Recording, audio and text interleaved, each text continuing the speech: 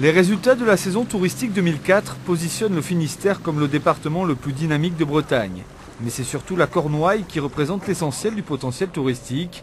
Avec ses 250 km de côte, elle est ainsi résolument tournée vers le tourisme maritime.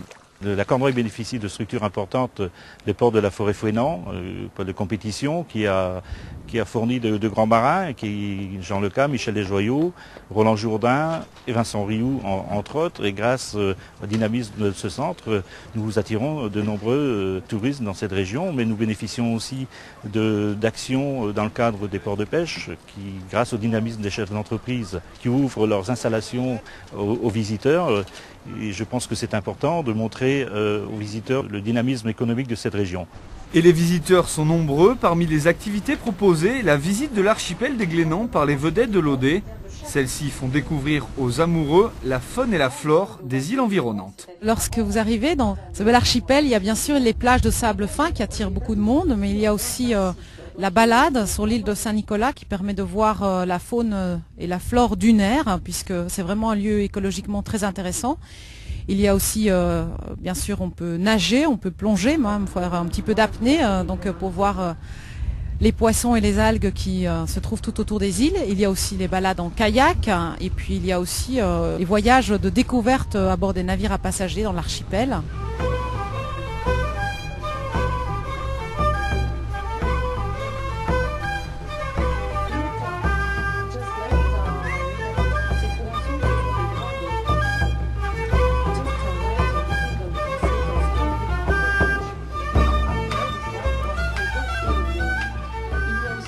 Alors il y a deux types de voyages. Il y a la découverte de l'archipel. Donc là on visite, on fait tout le tour de l'archipel donc depuis le pont du bateau. Donc on voit tout ce qui est hors de l'eau, si on peut dire. On passe à proximité de toutes les îles intéressantes de l'archipel, même Brélimec, qui est une île qui est vraiment uniquement peuplée de cormorans.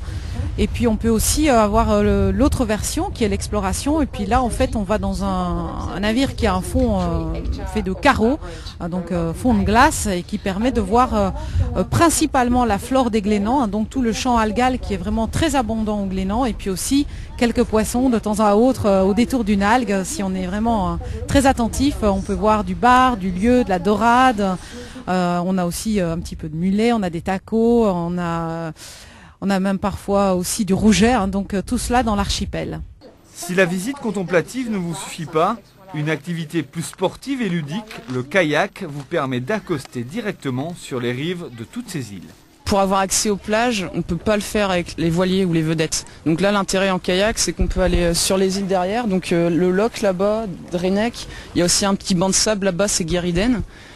Et donc pour explorer ça, c'est vraiment beau à voir. En kayak, on est près des îles. Par exemple, il y a un petit lac sur le loch là-bas avec une réserve d'oiseaux. Donc c'est super de marcher là-bas.